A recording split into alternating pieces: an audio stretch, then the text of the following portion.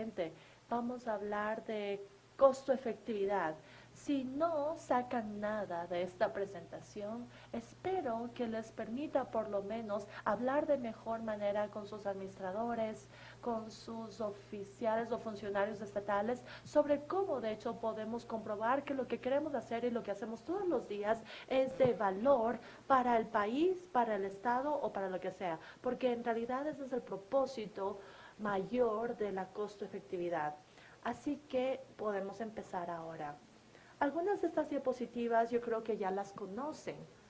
Tenemos altas incidencias de enfermedades cardiovasculares. Esto no está cambiando en la carrera de nadie en esta sala. En muchos países, incluyendo el mío, de hecho nos estamos recuperando de recesiones económicas. Algunos están ya cerca y otros están un poco más lejos, pero hay muchos países que se están recuperando de esta recesión económica.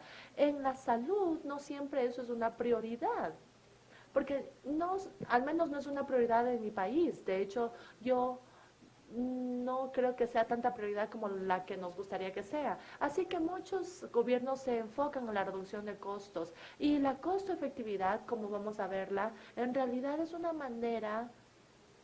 Les estoy dando una visión muy general de esto. Es una manera para que un administrador o un Estado pueda pensar sobre las asignaciones óptimas de los recursos, porque en la salud los recursos son limitados. Nosotros no podemos comprar todo lo que queremos, no podemos tener todas las últimas cámaras todo el tiempo y tampoco podemos hacer todo lo que queremos hacer. Entonces tenemos que pensar sobre esto y tenemos que comparar las modalidades para realizar el mejor trabajo y mejorar la salud y aquellos que no. Y obviamente esta es una conferencia nuclear, así que muchos de nosotros estamos muy apasionados con la medicina nuclear y vamos a mostrar algunos de estos datos el día de hoy.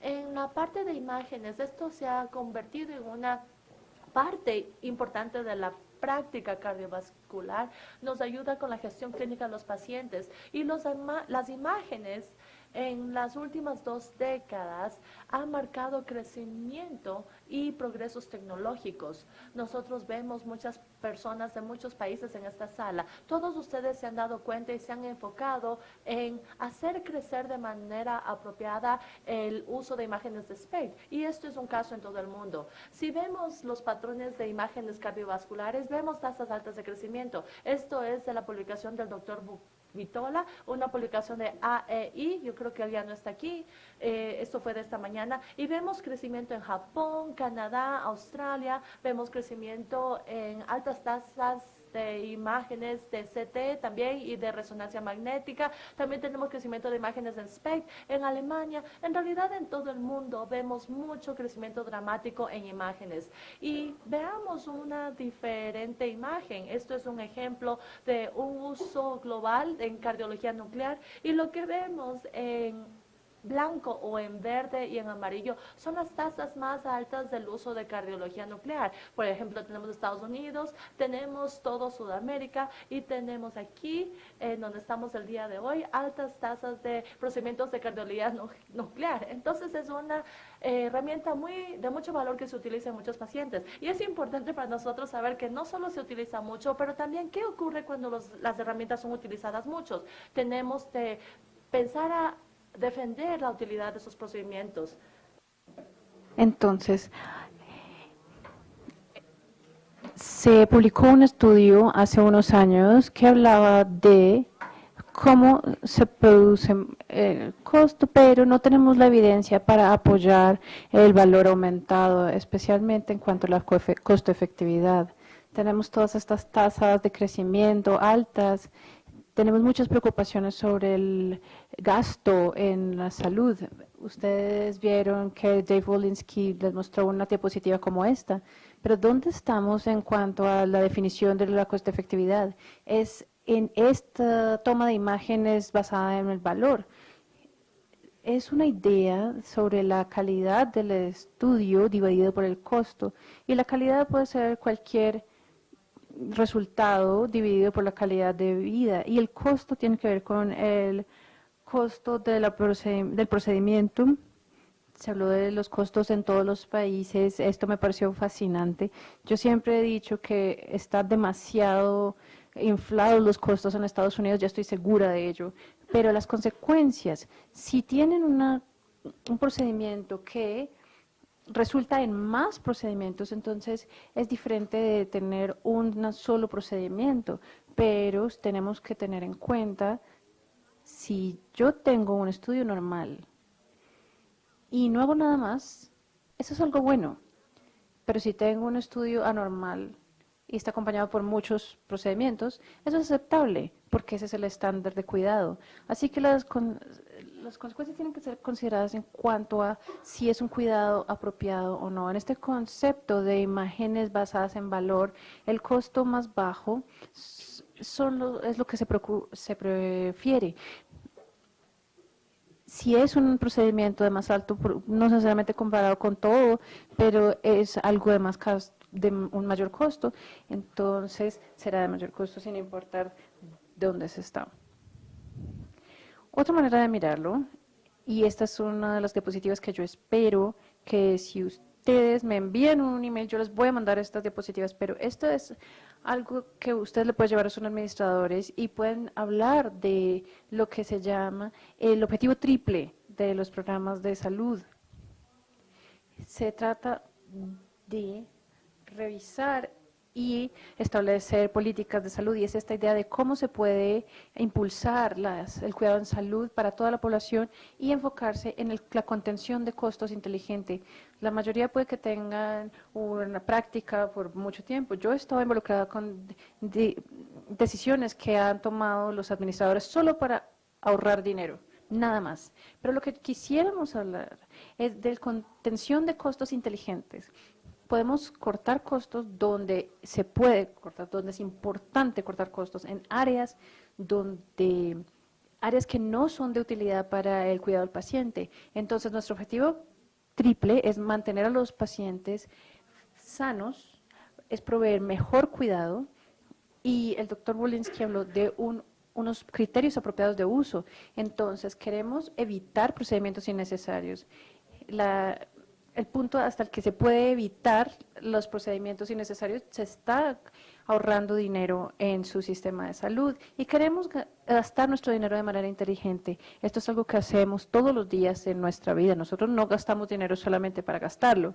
Nosotros quisiéramos ser inteligentes en cuanto a eso, en cuanto a cómo usamos los recursos que tenemos. Y esto es Economía 101. Los que estudiaron economía, tal vez recuerden, el concepto de la escasez en la economía y qué se hace en cuanto a la toma de decisiones. Cuando se tiene un recurso escaso, hay que tomar una decisión. La mayoría de ustedes están diciendo, ¿tocaba tener una teoría económica para esto? Porque es simple. Si hay escasez, hay que tomar decisiones, hay que hacer elecciones. Esto es lo que hacemos nosotros, lo que hacen los negocios, lo que hacen los gobiernos, y escoger significa dejar otra cosa. Tenemos que escoger una cosa u otra. Si tienen 1,000 pesos y quiere tomar decisiones de cómo gastarlos, entonces toca escoger qué no se va a hacer. Este es el enfoque de la economía. Y hay un marco teórico para esto, de cómo maximizar la salud de la población dados los recursos limitados. Entonces, se comparan dos cosas, diferentes costos divididos por diferentes resultados.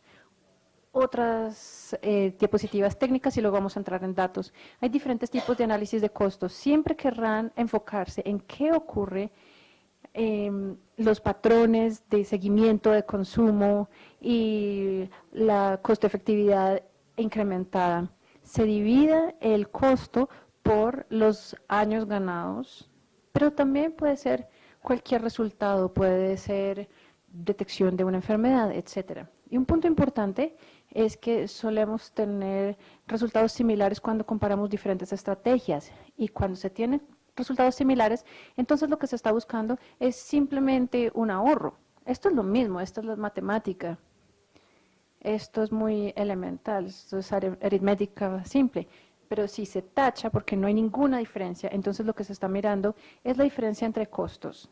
esta es la mayoría de la evidencia que tenemos y es importante porque les ayuda a enmarcar con los administradores cuánto ahorro se puede lograr al tratar a sus pacientes con cardiología nuclear.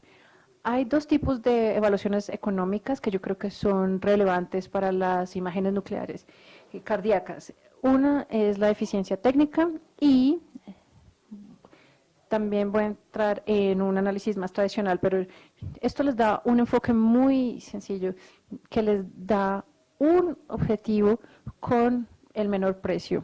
Y yo quisiera usar el ejemplo para esto de los criterios de uso apropiado, que son para identificar candidatos óptimos, para reducir las exposiciones a radiación, para reducir las complicaciones y pueden ver para promover la eficiencia, para eliminar las pruebas innecesarias. Cuando se dice que un paciente tiene una indicación no apropiada, se está identificando un ahorro. Cuando se solía probar todo y ya no lo hacen, hay ahorros. Entonces, esto se trata de cruzar una brecha, cerrar una brecha.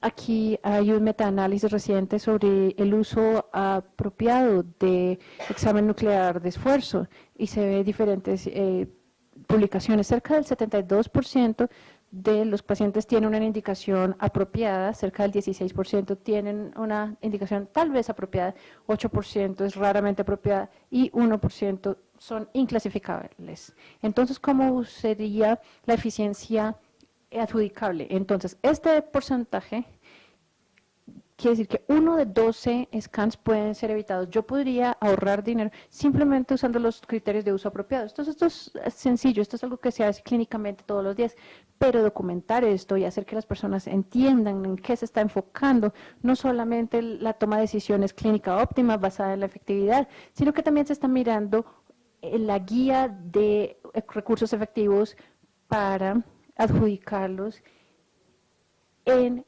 exámenes para pacientes que lo necesitan realmente. Y aquí es donde entra el concepto de menos es más. Tal vez ustedes han leído mucho sobre esto. Este concepto de que menos es más, en nuestro sistema de salud actual, que suele agregar, nosotros tenemos pruebas de esfuerzo con ejercicio, nosotros nucleares, tenemos una angiografía invasiva, pero a algún punto, entre más agreguemos, menos no es más. Y esto es otro principio económico, que a medida que se agrega y se agrega al paciente, puede haber daño al paciente o puede no haberse ganado ninguna otra información haciendo más procedimientos que antes. Entonces, el exceso de cuidado en salud no suele resultar en un mejor cuidado en salud. Entonces, este concepto de menos es más, es identificar la curva ascendente donde se agrega y se agrega y se agrega y se gana información y se mejora el cuidado. Este es el objetivo, es bajar el sobreuso siempre y cuando se mantenga la calidad. Esta es una manera fácil donde se puede ver criterios apropiados de uso y puede que ustedes los apliquen de muchas maneras ya, pero hay que entender cómo se de cómo no usar los recursos y entonces les voy a dar una idea de cómo pueden ahorrarle dinero al sistema de salud. Entonces, sigamos al siguiente enfoque en cuanto a efectividad clínica y costo-efectividad. Entonces, estos son datos viejos, les estoy dando un marco de referencia. Esto ve dos estudios que ya tienen más de 20 años. Es el estudio Empire y el registro END. Son dos registros grandes que fueron publicados en 1999. Este es un paper de la revista de cardiología. Si vemos el estudio Empire, tiene una muestra bastante pequeña, mira varias estrategias con ejercicio, con un cateterismo, cuáles son los costos en 2 años. Parece que el ejercicio con nuclear o cuando el ejercicio da anormal o cuando el cateterismo con nuclear y se puede ver este enfoque y aquí hay cateterismo directamente. Y aquí es donde se ve el costo más alto. Y las comparaciones entre los dos, entre estas tres estrategias, no son estadísticamente diferentes. En este otro enfoque nosotros vemos el costo diagnóstico, no solo de los procedimientos, sino también de inclusión de cateterismo y otros tipos de evaluación diagnóstica. Importantemente, lo que demostramos en este estudio, y los pacientes tenían un equivalente de 3 años de tasa de muerte por dolencia cardíaca, se puede ver en 3 años después, que un enfoque de cateterismo directo, que suele ser usado en muchas instituciones, mucho más de lo que debería ser, cuando se usa primero nuclear, puede haber un ahorro significativo de dinero. Yo les digo que el ahorro debe ser seguido por la idea de los resultados del paciente. Tiene que haber resultados equivalentes, pero también hay otra interpretación para esto. No solo se trata de que tengamos resultados equivalentes, sino que en este enfoque nuclear no causó ningún daño en comparación con el cateterismo, con el invasivo.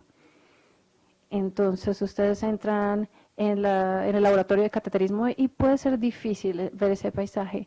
Lo que quiere decir es que esto no solo va a ahorrar dinero, usar el enfoque nuclear, sino que además va a ayudar a los pacientes. Entonces, esto es 1999. Ahora miremos unos ejemplos más recientes. Este es del ensayo Women, donde randomizamos a los pacientes capaces de hacer ejercicio y que fueron sometidas a un estudio SPECT miocárdico. Tenían hospitalización por falla cardíaca, tenían electrocardiograma más MPI y no mostraron ninguna diferencia. Nosotros vimos una diferencia en costo, no solo el procedimiento MPI costó menos, sino que los costos totales fueron mucho menores cuando se aplicaron a un electrocardiograma de ejercicio versus un SPECT.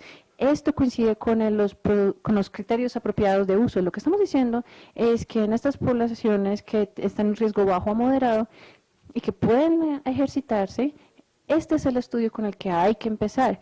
Hay que empezar con un electrocardiograma de ejercicio. Y si el paciente necesita evaluación adicional, como un estudio de perfusión miocardíaca adicional o un puntaje de Duke intermedio, entonces este es el enfoque que sería más costo efectivo y eficiente. Miremos otros ejemplos. Este es el ensayo CICAT, es un ensayo bastante grande.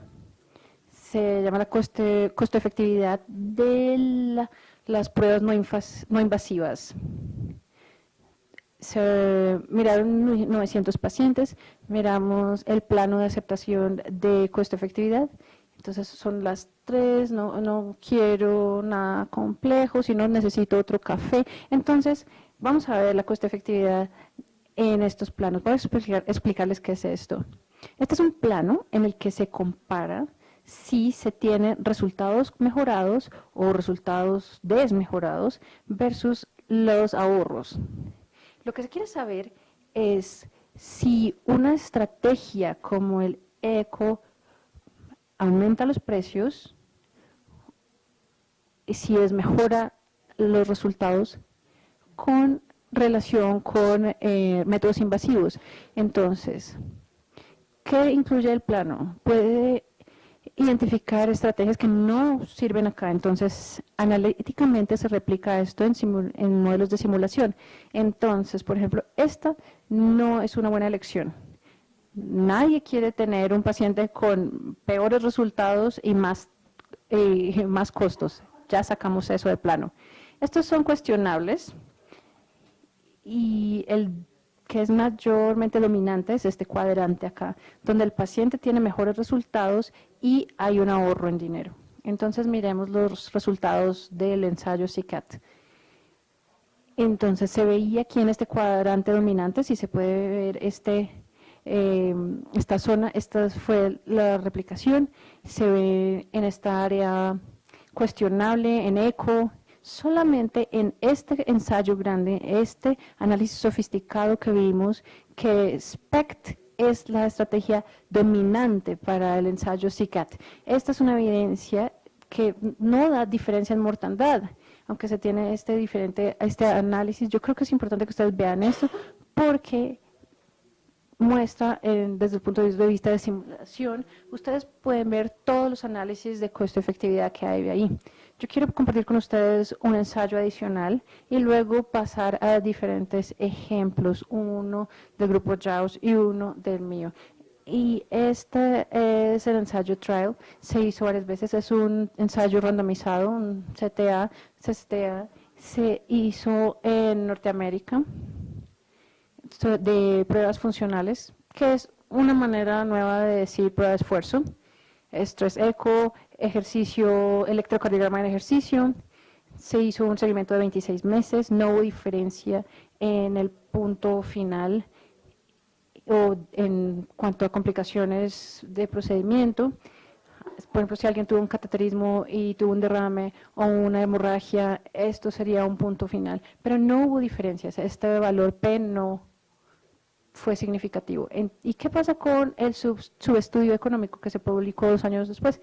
Aquí hay una estrategia CTA, se está comparando los costos, aquí se mira la estrategia de la prueba de esfuerzo y lo que vemos es que con CTA se tiene un uso más alto de pruebas invasivas de angiografía de seguimiento. Bajó un poco menos, pero bajó con la prueba de esfuerzo. Y se vio que la revascularización y angiografía se vio menos a largo plazo. Y mientras tanto, con las pruebas de esfuerzo sí se tiene más pruebas de seguimiento. Y esto tiene sentido.